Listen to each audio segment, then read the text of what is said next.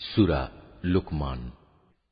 বিসমিল্লাহির রহমানির রহিম। রহমান রহিম আল্লাহ তাআলার নামে। আলিফ লাম মিম। এগুলো হচ্ছে একটি জ্ঞান গর্ভ কিতাবের আয়াত। নেককার মানুষদের জন্য এ হচ্ছে হিদায়াত ও রহমত। যারা নামাজ প্রতিষ্ঠা করে, যাকাত আদায় করে, সর্বোপরি যারা শেষ বিচার দিনের উপর নিশ্চিত বিশ্বাস রাখে, এই লোকগুলোই তাদের মালিকের পক্ষ থেকে যথার্থ হিদায়াতের উপর রয়েছে। মূলত এরাই হচ্ছে সফল কাম। মানুষদের মাঝে এমন ব্যক্তিও আছে যে অর্থহীন ও বেহুদা গল্প কাহিনী কেনে, যাতে করে মানুষদের নিতান্ত অজ্ঞতার ভিত্তিতে আল্লাহ তাআলার পথ থেকে দূরে সরিয়ে রাখতে পারে। সে এ নিয়ে হাসি বিদ্রুপ করে। তাদের জন্য অপমানকর শাস্তির ব্যবস্থা রয়েছে।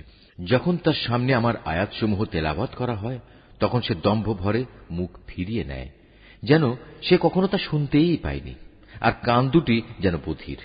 তাকে তুমি কঠোর আযাবের সুসংবাদ দাও। নিঃসন্দেহে যারা আল্লাহ তাআলার উপর ঈমান এনেছে এবং নেক আমল করেছে, তাদের জন্য রয়েছে নিয়ামতের সমাহার, জান্নাতসমূহ। সেখানে তারা চিরকাল অবস্থান করবে। আল্লাহ তাআলার প্রতিশ্রুতি অতীব সত্য। তিনি মহাপরাক্রমশালী, প্রজ্ঞাময়।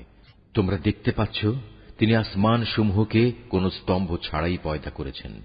তিনি জমিনে পাহাড় সমূহ স্থাপন করে রেখেছেন, যাতে করে তা তোমাদের নিয়ে কখনো একদিকে ঢলে না পড়ে। আবার তাতে প্রত্যেক প্রকারের বিচরণশীল জন্তু তিনি ছড়িয়ে দিয়েছেন। হ্যাঁ, আমি আকাশ থেকে পানি বর্ষণ করেছি, অতঃপর সে পানি দিয়ে সেখানে আমি সুন্দর সুন্দর জিনিসপত্র উৎপাদন করিয়েছি। এ হচ্ছে আল্লাহ তাআলার সৃষ্টি। অতঃপর তোমরা আমাকে দেখাও তো, আল্লাহকে বাদ দিয়ে তারা তোমাদের উপাস্য দেবতারা কি সৃষ্টি করেছে। আসলেই জালেমরা সুস্পষ্ট গুমরাহিতে নিমজ্জিত রয়েছে। আমি লোকমানকে জ্ঞান দান করেছিলাম যে তুমি আল্লাহ তাআলার নিয়ামতের শুকর আদায় করো। কেননা যে ব্যক্তি আল্লাহ তাআলার শুকর আদায় করে, সে তো তা করে তার নিজের ভালোর জন্যই। আর যদি কেউ অকৃতজ্ঞতাজনক আচরণ করে, তার জানা উচিত আল্লাহ তাআলা কারোই মুখাপেক্ষী নন। তিনি যাবতীয় প্রশংসার অধিকারী। হে নবী, স্মরণ করো যখন লোকমান তার ছেলেকে নসিহত করতে গিয়ে বলল, হে বৎস, আল্লাহ তাআলার সাথে শিরক করো না, কেননা শিরক হচ্ছে সবচাইতে বড় জুলুম। আমি মানুষকে তাদের পিতামাতার ব্যাপারে নির্দেশ দিয়েছি যেন তারা তাদের সাথে ভালো ব্যবহার করে, কেননা তার মা কষ্টের পর কষ্ট সহ্য করে তাকে গর্ভে ধারণ করেছে এবং 2 বছর পর সে বুকের দুধ খাওয়া ছেড়েছে। তুমি তোমার নিজের সৃষ্টির জন্য আমার শুকর আদায় করো এবং তোমার লালন পালনের জন্য পিতামাতারও কৃতজ্ঞতা আদায় করো। অবশ্য তোমাদের সবাইকে আমার কাছেই ফিরে আসতে হবে। যদি তারা উভয়ে তোমাকে এ বিষয়ের উপর পীড়াপিড়ি করে যে তুমি আমার সাথে শিরক করবে, যে ব্যাপারে তোমার কোনো জ্ঞানই নেই, তাহলে তুমি তাদের দুজনের কারোই কথা মানবে না। তবে দুনিয়ার জীবনে তুমি অবশ্যই তাদের সাথে ভালো ব্যবহার করবে। তুমি শুধু তার কথাই শুনবে যে ব্যক্তি আমার অভিমুখী হয়ে আছে। অতঃপর তোমাদের আমার দিকেই ফিরে আসতে হবে। তখন আমি তোমাদের বলে দেব তোমরা দুনিয়ার জীবনে কি কি কাজ করতে। লোকমান আরো বলল, হে বৎস, যদি তোমার কোনো আমল সরিষার দানা পরিমাণ ছোটও হয় এবং তা যদি কোনো শিলাখণ্ডের ভেতর কিংবা আসমান সমূহেও লুকিয়ে থাকে, অথবা যদি তা থাকে জমিনের ভিতরে, তাও আল্লাহ তাআলা সামনে এনে হাজির করবেন। আল্লাহ তাআলা অবশ্যই সূক্ষ্মদর্শী এবং সকল বিষয়ে সম্যক অবগত। লোকমান আরো বলল, হে বৎস, তুমি নামাজ প্রতিষ্ঠা করো, মানুষদের ভালো কাজের আদেশ দাও, মন্দ কাজ থেকে বিরত রাখো।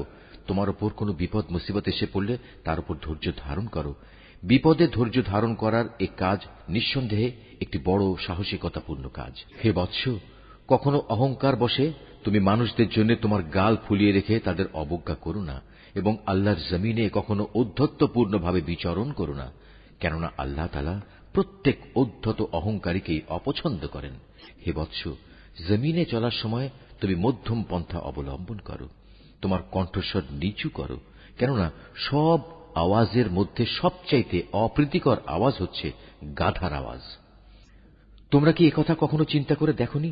যা কিছু আসমান সমূহে রয়েছে, যা কিছু রয়েছে জমিনের মধ্যে, আল্লাহ তাআলা তা তোমাদের অধীন করে রেখেছেন এবং তোমাদের উপর তিনি তার দেখা অদেখা যাবতীয় নিয়ামত পূর্ণ করে দিয়েছেন।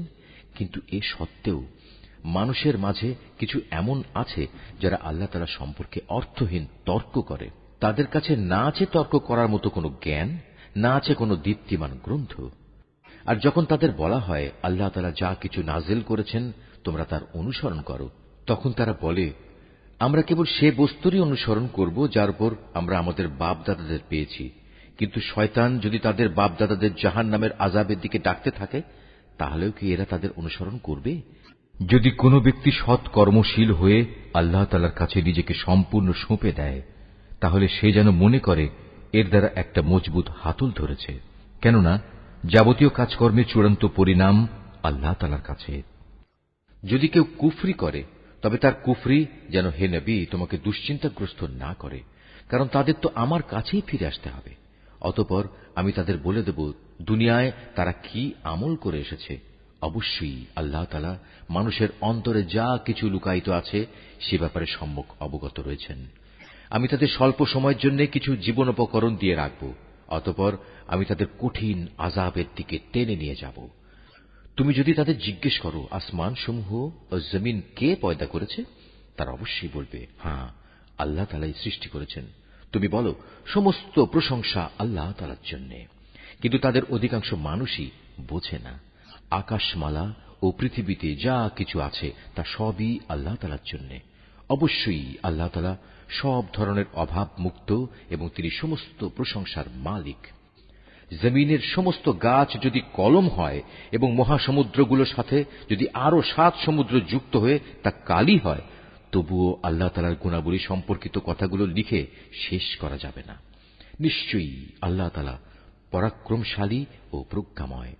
হে মানুষ, তোমাদের সৃষ্টি করা, তোমাদের সবাইকে পুনরুত্থিত করা মূলত আল্লাহ তাআলার কাছে একজন মানুষের সৃষ্টি ও তার পুনরুত্থানের মতোই।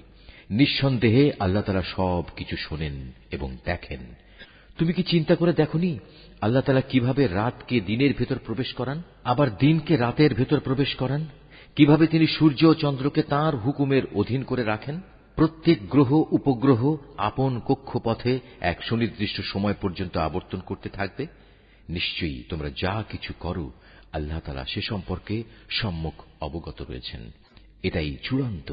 যেহেতু আল্লাহ তাআলা হচ্ছেন সত্য, তাই তাকে ছাড়া এরা অন্য যা কিছুকেই ডাকুক না কেন তা বাতিল। মহান আল্লাহ তাআলা, তিনি সুউচ্চ ও অতি মহান। তুমি কি এটা লক্ষ্য করনি উত্তাল সাগরে একমাত্র আল্লাহ তাআলার অনুগ্রহেই জলযান ভেসে চলেছে, যাতে করে তিনি এর মাধ্যমে তোমাদের তাঁর সৃষ্টি বৈচিত্র্যের নিদর্শনসমূহ দেখাতে পারেন?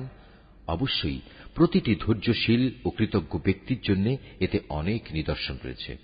যখন সমুদ্রের তরঙ্গমালা চাঁদোয়ার মতো হয়ে তাদের আচ্ছাদিত করে ফেলে, তখন তারা আল্লাহ তাআলাকে ডাকে, দিন একনিষ্ঠভাবে তাঁর জন্যই নিবেদন করে। অতঃপর যখন আমি তাদের উদ্ধার করি, তখন তাদের কিছু লোক বিশ্বাস অবিশ্বাসের মাঝামাঝি অবস্থান করে। অবশ্য যখন স্থলভাগে পৌঁছে দেই, তখন বিশ্বাসঘাতক ও অকৃতজ্ঞ ছাড়া কেউই আমার নিদর্শনসমূহ অস্বীকার করে না। হে মানুষ, তোমরা তোমাদের মালিককে ভয় করো এবং এমন একটি দিনকে ভয় করো যেদিন কোনো পিতা তার সন্তানের পক্ষ থেকে বিনিময় আদায় করবে না, না কোনো সন্তান তার পিতার পক্ষ থেকে বিনিময় আদায় করতে পারবে। অবশ্যই আল্লাহ তাআলার ওয়াদা সত্য। সুতরাং হে মানুষ, এ পার্থিব জীবন যেন তোমাদের কোন রকম প্রতারিত করতে না পারে এবং প্রতারক শয়তানও যেন কখনো তোমাদের আল্লাহ তাআলা সম্পর্কে কোনো ধোঁকা দিতে না পারে। অবশ্যই আল্লাহ তাআলার কাছে কিয়ামতের সময় জ্ঞান আছে। তিনি বৃষ্টি বর্ষণ করেন। তিনিই জানেন যা মায়ের শুক্রকীটের মাঝে মজুদ রয়েছে। কোনো মানুষই বলতে পারে না আগামীকাল সে কি অর্জন করবে, না কেউ একথা বলতে পারে কোন জমিনে সে মৃত্যুবরণ করবে। নিঃসন্দেহে এ তথ্যগুলো একমাত্র আল্লাহ তাআলাই জানেন। তিনি সর্বজ্ঞ, সর্ববিষয়ে অবহিত।